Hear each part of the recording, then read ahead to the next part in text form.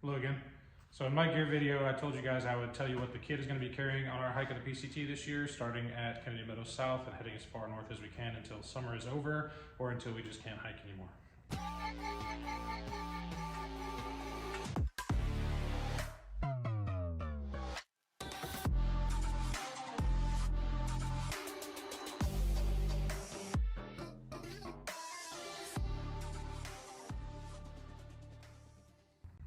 I'm doing the kids gear video because he is not a big fan of talking to the camera. Neither was I, honestly, when I first started, but your guys' constant encouragement and interactions, positive interactions on YouTube have really made it fun for me. So I'm gonna go ahead and show you what the 13-year-old is gonna carry on the PCT this year. First things first is a Light AF 40-liter full suspension curve with a full padded hip belt and fanny pack in his chosen colors. Starting with the fanny pack, got his PCT printed buff that I got him our first attempt in 2023. Beanie knit by his mom. Buff sun gloves that never leave his hands and turn them pretty crazy looking when he takes them off. Generic sunglasses. Earplugs for those crazy windy days. I know that I am prone to ear infections in crazy high wind, and just in case he is as well. Mini tie, which is the only one of us in the family to have thru hiked the PCT so far. Back in 2019, buddies of mine took him along and let him see the rest of the trail when I came home. And a mini harmonica that he likes to mess around with at camp. He'll also have his headphones in here, but we haven't gotten him ones that work with his current phone yet. On the outside of the pack, we have two sewn in strap pouches from Light AF. Underneath one of the strap pouches, fixed blade knife for cutting all the things. Narrow mouth Nalgene bottle. We've switched over from the smart water bottles and gone with a more permanent Nalgene bottle. Other side pocket is empty for now. It can carry extra water if he needs it. Now, Light AF offers these upper side pouches, which are super awesome. I will never order another pack without these. They're small, they're stretchy, they're perfect for the things that you just want to grab real quickly without having to take anything else out of your pack. This side pouch, the kid carries our trowel. I did decide to go with this generic, larger trowel rather than the ultralight versions that most people are carrying. I used to carry like the deuce of spades and stuff like that. They're really difficult to dig holes with in hard ground, and they're really only about half the weight of this gigantic thing. So for a few more ounces, you can actually dig a hole. And the other top side pouch is his filtration system. I am gonna have him carry his own filtration this year, just in case we do get separated. I wanna make sure that he didn't have clean drinking water. He's carrying the same thing that I carry, which is the Platypus Quick Draw and the pouch that goes along with it. We do have a Garmin InReach Mini 2. He will be the one carrying this for obvious reasons. He's 13, I'm grown. If we get lost and we get separated, he's the one I want y'all finding and coming looking for. So he will be carrying the GPS unit for us both. There's Ice Axe, is the Camp Corsa. Ice Axe, pretty common. I've actually borrowed this from a buddy of mine. I need to get it back to him. I've had it since last year. Totally forgot that I had it until I was packing up my shop to move and strapped it to his backpack. So Andrew, thank you. I will get this back to you at some point. Given the current snow conditions in Southern California and in the Sierras right now, I'm not sure that we're actually going to need this by the time we get into the Sierra about mid-June this year. If trend continues the way it is now, I really don't know that we'll need it, but we've got it on here just in case for training so that he's got used to carrying it and used to the weight. Now this one is something the kid carries that I don't. I personally have stopped carrying any sort of sit pad or anything. I never end up using it. I end up just sitting directly on the ground, log, rock, whatever. It just doesn't bother me. I'll lay right in the dirt.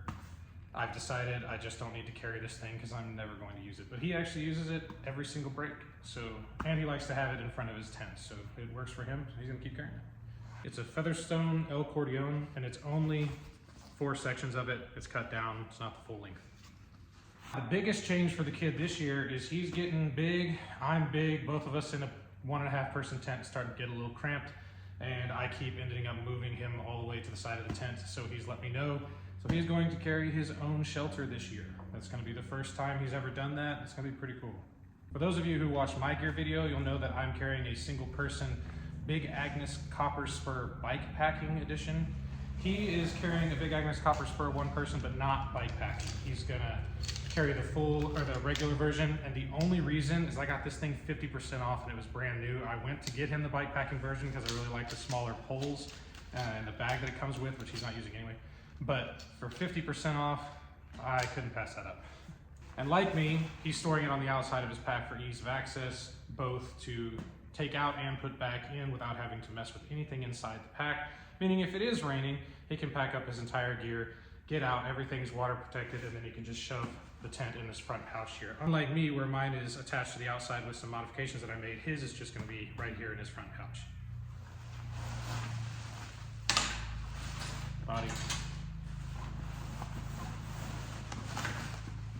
And fly. One thing I also forgot to mention, and I don't have here for some reason, is the stakes for the tent. Luckily, we're not out on the trail right now, but they'll be in this same topside pouch with the trowel. That's it for the outside of the pack, so we're gonna move on to the inside. Unlike me carrying the BV500, he's carrying the BV450, I think is what this is. Custom fit with his stickers that he drew when he was 11 and had printed. I am having him carry his own cook kit this year. Normally I just end up cooking for us both and we eat at separate times, but just in case, he's gonna carry his own. Cook pot, he's got the Totes 550 milliliter, and like mine, it's modified with a wooden handle for ease of access without getting burned. And for a stove, he's got my old MSR Pocket Rocket 2. So I found the tent stakes inside the main body. They're in a bag with the footprint for the tent. Neither of those will be inside there. I forgot I just tossed them in there inside this stuff sack for training purposes so you would have the weight. But on trail, the footprint will be located in the bottom pouch pocket on the outside of the backpack. And the tent stakes will be right here. Anti-gravity gear rain pants, just like mine, modified with the elastic suspenders. Outdoor Helium 2 women's rain jacket. It fit him better being so small. Both of those have been recently water treated. Enlightened Equipment down booties for sleeping. Enlightened Equipment Apex Torrid puffy jacket. Like me, he generally only tends to wear this when it's really cold at night and he needs the extra warmth. He doesn't generally tend to hike in it, except sometimes really early in the morning because he's got a little less insulation than I do. Enlightened Equipment puffy pants. Now he does actually hike in these sometimes. I can't because I get too hot, but he likes them probably until mid-morning when it starts to warm up. Little Dyneema stuff for Diddy sack. Right now it only has one extra pair of socks in it, but I'm going to get him his own battery bank to carry this time. It's like 20,000 milliamp. It's not very big though. It's only about this big. I haven't bought it yet, so I can't put it in the video, but I'll leave a link to it in the bottom, in the description. He'll have that in here and his charging cable. And I think that he's going to carry a sketchbook, a small sketchbook, so that'll be in here as well.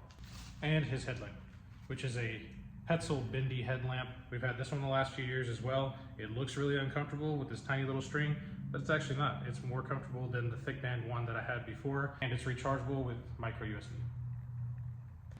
And this one is new to his kit. Because we're in separate tents now, he needed his own sleeping pad. So he still has the Ultra Air Core just like I did, but this is the short version to save him a little bit of weight and room in his pack.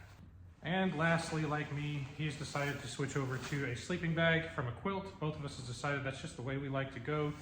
So we upgraded to a Nemo Disco 15-degree down quilt. And so far we've only used this twice, but we really love it and we can't wait to get out and put it through some real testing. When actually packing for trail, he's gonna stuff his booties inside the sleeping bag. I misspoke a moment ago, they're not down, they are synthetic. Also stuffed down in his sleeping bag while he is hiking will be his pillow, which is a Sea to Summit Aeros pillow. I have the same one, just in blue. We've been carrying this one for the last couple of years and we absolutely love them. Well, that's it for the kids kit. We really don't carry all that much anymore. Over the last few years, we've decided we just don't use a whole hell of a lot while we're out on trails. This is pretty much all we carry. He's got a couple little things like his harmonica and his little sketchbook if he decides to carry it. But other than that, everything else is just stuff we use on a daily basis. We don't generally tend to carry much more than that. As a little bonus, I did not have this piece of my kit when I made my video and wasn't really sure if I was going to get it because the snow level is so low in the Sierra right now, but just in case, I did find this on sale, went ahead and picked one up at the recommendation of a friend of mine who we borrowed Tyson's ice axe from, and that's the Black Diamond Whippet trekking pole. It's actually intended to be a ski pole, I believe. It's quite a bit longer than your average trekking pole when you extend it, but the best part is it doubles as your ice axe. And the cool thing about that, in case you've never seen one of these, the ice axe head is removable. So if I don't need the ice axe, but I want the little extra bit of stability from the trekking pole, this can stay in my pack, this can come with me, and if I decide I need it, it literally just drops in and screws on. Screws on a little bit more than that, but I don't want to make you watch it. Pretty dang cool. You can tell it's quite a bit beefier at this point right here. This one is the aluminum. They have a carbon fiber version, but I wanted to go with the aluminum one. I figured it would probably suit me better. And I do have to say that these flick locks are so much more substantial than the ones on any other trekking pole that I have used. I absolutely love that cam design. And while we're on the topic of trekking poles, I am completely unprepared to make this video. I forgot the kid's trekking poles. His trekking poles are the Black Diamond Z folds. I can't remember the exact name of them, but they're blue and black. He absolutely loves them. He loves the whole Z fold, pulling it open, and they store and pack down real nicely on the side of his pack when he's not using them. But he uses his trekking poles a heck of a lot more than I do, but his pack is also significantly more of his body weight than mine is. My pack is like nothing on my back. His is a little bit more heavy, so he does like the support of those trekking poles. And when I say heavy, I mean heavy in comparison to his body weight, percentage of his body weight. His actual base weight with all this gear, I think was roughly around 9 pounds, not including this thing, without the bear can. If this is your first time to the channel and you're interested in following father and son on PCT adventures this year, it will not be a through hike, but it will be one heck of an adventure nonetheless, going as far north from Kennedy Meadows as we can. Feel free to hit the subscribe button and follow along. Until next time. And gloves. We'll also have these outdoor research 3-season gloves.